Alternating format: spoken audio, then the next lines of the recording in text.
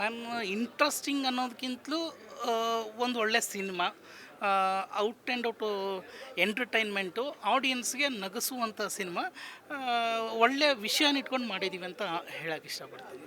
Okay. French biryani ಅಂತ ಆ cinema ಆದಮೇಲೆ ಅದೆಂದು ತುಂಬ ಫನ್ನಾಗಿ ತುಂಬ ಚೆನ್ನಾಗಿ ಬಂದಿತ್ತು. ಅದಾದಮೇಲೆ ಅರಸಯ್ಯನ ಪ್ರೇಮ ಪ್ರಸಂಗ ಬರ್ತಾ ಇದೆ. ಸೊ ಅದು ಎಷ್ಟು ಇಂಟ್ರೆಸ್ಟಿಂಗ್ ಆಗಿದೆ. ಏನು ಕ್ಯಾರೆಕ್ಟರ್ ಮಾಡ್ತಾ ಇದ್ದೀರಾ, ನಿಮ್ಮ ಕ್ಯಾರೆಕ್ಟರ್ ನೇಮ್? ನನ್ನ ಹೆಸರು ಅರಸಯ್ಯ ಅಂತ.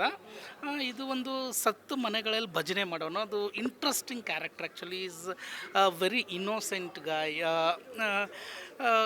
ಪಾತ್ರವಾಗಿ ಅವನ ಹೋಲ್ ಜರ್ನಿ ಇದೆಯಲ್ಲ, ಅದು ಒಂದು ಪ್ರಸಂಗಗಳ ಮುಖಾಂತರ ಬೇರೆ ಬೇರೆ ಆಯಾಮಗಳಲ್ಲಿ ಒಂದಿಷ್ಟು ವಿಷಯನ ಹೇಳಿದ್ದೀವಿ ಒಬ್ಬನ ಲೈಫ್ನೇ. ಫ್ರೆಂಚ್ ಬಿರಿಯಾನಿ ಒಂದು ಪ್ಯಾಟ್ರನ್ ಕ್ಯಾರೆಕ್ಟ್ರು, ಇದು the opposite character actually. Sir, ಈ ಸಿನಿಮಾನ ಎಲ್ಲೆಲ್ಲಿ ಶೂಟ್ ಮಾಡಿದ್ದಾರೆ, ಯಾವ ಯಾವ ಲೊಕೇಶನಲ್ಲಿ ಶೂಟ್ ಮಾಡ್ತಿರೋದು? ಇದು ಕಂಪ್ಲೀಟ್ಲಿ ಹಾಸನ್, ಗೊರೂರು, ಕಟ್ಟಾಯ, ಮುಕೊಂದೂರು, ಈ ಥರದ್ದು ಒಂದು 3-4 ಊರುಗಳಲ್ಲಿ ಶೂಟ್ ಮಾಡಿದ್ದೀವಿ. ಹಾಸನ್ ಸರೌಂಡಿಂಗಲ್ಲೇ ಶೂಟ್ ಮಾಡಿದ್ದೀವಿ. ಸರ್, ಸಿನಿಮಾ ಟ್ರೈಲರು ಸಾಂಗೆಲ್ಲ ರಿಲೀಸ್ ಆದಮೇಲೆ ಫ್ರೆಂಡ್ಸು ಫ್ಯಾಮಿಲಿ ಎಲ್ಲ ಹೇಗೆ ರೆಸ್ಪಾನ್ಸ್ ಇತ್ತು, ಹೇಗೆ ರೆಸ್ಪಾನ್ಸ್ ಮಾಡಿದ್ದಾರೆ ಅನ್ನೋದು? ಫ್ಯಾಮಿಲಿ ಆಲ್ವೇಸ್ ಎಲ್ಲೋ ಸಪೋರ್ಟಿವ್ ಆಗೇ ಇದ್ದಾರೆ ಕೂಡ.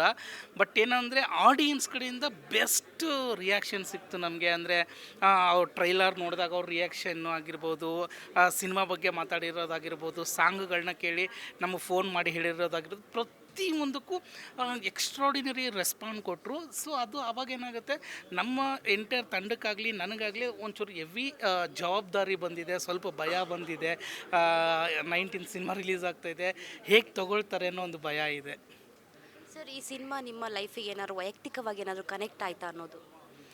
ಇಲ್ಲ, ಈ ಒಂದು ಕತೆ ಹೇಗಿದೆ ಅಂದರೆ, ಪ್ರತಿಯೊಬ್ಬರ ಲೈಫಲ್ಲಿ ಒಂದಿಷ್ಟು ಇನ್ಸಿಡೆಂಟ್ಗಳು ನಡೆದಿರುತ್ತೆ.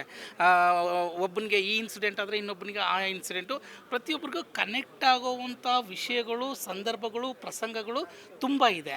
ಸೊ ಎಲ್ಲರೂ ಲೈಫಲ್ಲೂ ನಡೆಯುವಂಥ ಸಾಮಾನ್ಯ ವಿಷಯಗಳನ್ನ ಇಟ್ಕೊಂಡು ಪ್ರಸಂಗಗಳನ್ನ ಕಟ್ಟಿದ್ದಾನೆ ಡೈರೆಕ್ಟ್ರು. ಓಕೆ.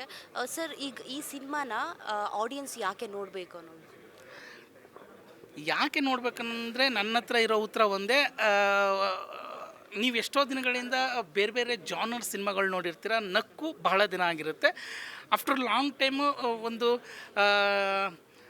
2010 ಒಳಗಡೆ ಒಂದಿಷ್ಟು ಕತೆಗಳು ಬರ್ತಾಯಿತ್ತು. ಇದು ಆ ಕೈಂಡ್ ಆಫ್ ಒಂದಿಷ್ಟು ಹಳ್ಳಿಯಲ್ಲಿ ಇಟ್ಕೊಂಡು ಒಂದಿಷ್ಟು ಹಳ್ಳಿಲಿ ಪಾತ್ರಗಳನ್ನ ಹುಟ್ಟಾಕಿ ಆ ಪಾತ್ರಗಳಿಗೆ ಒಂದಿಷ್ಟು ಪ್ರಸಂಗಗಳನ್ನ ಬರೆದು ನಗಿಸುವಂಥ ಎಲ್ಲ ಕೆಲಸಗಳು ಈ ಸಬ್ಜೆಕ್ಟಲ್ಲಾಗಿದೆ. ಹೀಗಾಗಿ ಇನ್ನೊಂದಿಷ್ಟು ನಿಮಗೆ ಪಾತ್ರಗಳು ಕನೆಕ್ಟ್ ಆದಾಗ ಏನಾಗುತ್ತೆ, ಎಮೋಷ್ನಲ್ ಆಗಲಿ ಎಂಟರ್ಟೈನ್ಮೆಂಟಲ್ಲಾಗಲಿ ನಿಮ್ಮ ಪಾತ್ರಗಳು ಕನೆಕ್ಟ್ ಆಗುತ್ತೆ. ಸೊ ಆಮೇಲೆ ಕತೆ ಕೂಡ ತುಂಬ ಚೆನ್ನಾಗಿ ಡೈರೆಕ್ಟ್ರು ಮಾಡ್ಕೊಂಡಿದ್ದಾರೆ. ಈ ಎಲ್ಲ ವಿಷಯಗಳು ಸಿನಿಮಾದಲ್ಲಿ ಇರೋದ್ರಿಂದ ಥಿಯೇಟ್ರ್ ಬಂದು ಸಿನಿಮಾ ನೋಡಲೇಬೇಕು ಅಂತ ನನ್ನ ಆಸೆ. ಸೂಪರ್ ಸರ್, ನಾನು ಸಮೇತ ಟ್ರೈಲರ್ ಮತ್ತು ಸಾಂಗ್ಸ್ ನೋಡಬೇಕಾದ್ರೆ ತುಂಬ ಚೆನ್ನಾಗಿ ಬಂದಿದೆ, ತುಂಬ ಫನ್ನಾಗಿ ಬಂದಿದೆ ಅಂತಲೂ ಹೇಳ್ಬೋದು. ಸರ್, ಕೊನೆಯದಾಗಿ ಒಂದು ಕೇಳಬೇಕಂದ್ರೆ, ಬಿಗ್ ಬಾಸ್ ಆಪರ್ಚುನಿಟಿ ಏನಾದರೂ ನಿಮಗೆ ಸಿಕ್ಕಿದ್ರೆ ಹೋಗ್ತೀರಾ ಅನ್ನೋದು?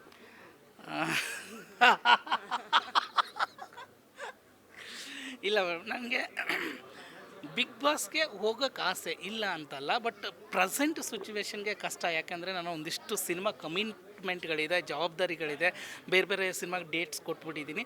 ಸದ್ಯದ ಪರಿಸ್ಥಿತಿಗೆ ಬಿಗ್ ಬಾಸ್ಗೆ ಹೋಗೋದು ಕಷ್ಟ ಆಗುತ್ತೆ. ಯಾಕಂದರೆ ಬೇರೆ ಬೇರೆ ಎಲ್ಲ ಕೆಲಸಗಳು ಮುಗಿಸಿ ಆಮೇಲೆ ಫ್ರೀ ಆದಾಗ ಹೋಗ್ಬೋದು ಮೇಡಮ್.